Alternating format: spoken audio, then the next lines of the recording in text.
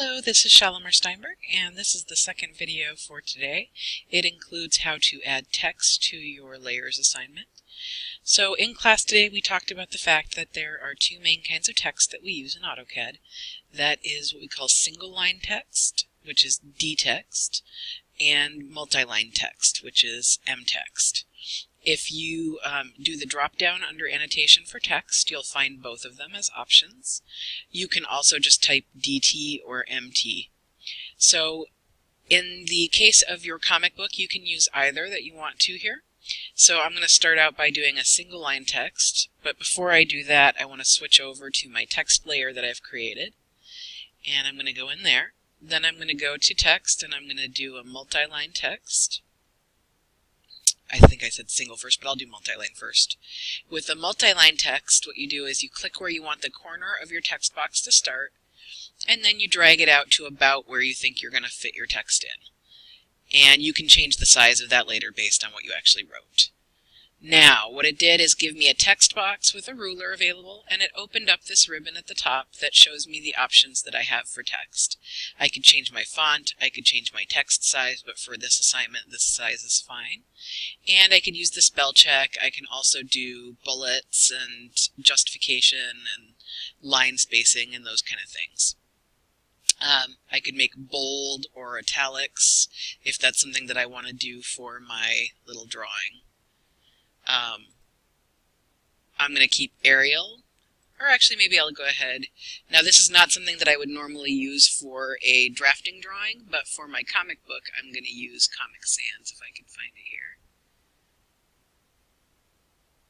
There it is. Okay. So I'm going to say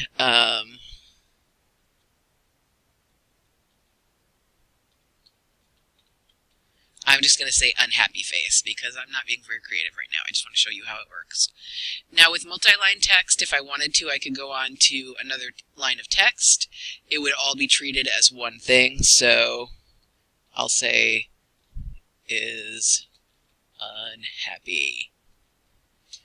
And now I can go up here and close my text when I'm happy with it. Close text editor. And now it's there. Now when I select it, you see that it treats it all as one object. And if I wanted to, I could change the justification by double-clicking in.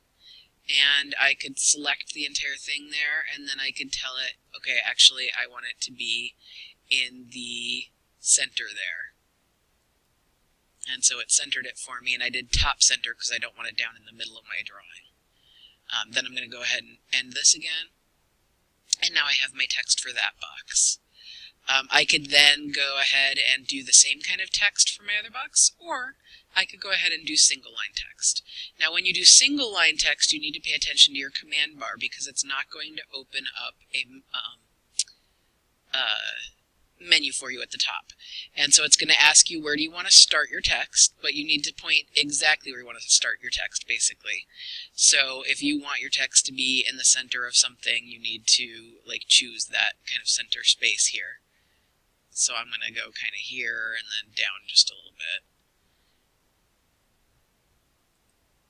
And then you're going to specify the height. I'm happy with my height. And I could specify whether I want it to be rotated as it comes in.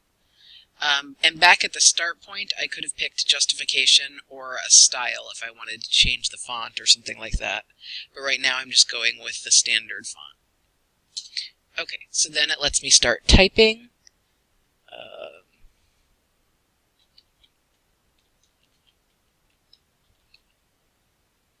And I can also do more than one line here.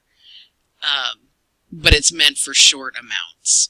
And then the way that I end this one is by hitting enter until I get an empty line, and then enter one more time and it ends the command. Now when I go over this one, you see that each line is considered a separate item of text because it's single line text. Whereas on this one, when I hover over it, the whole thing lights up because it's multi-text. Okay, I hope that helps you when you're placing the text in your assignment, and have a great day.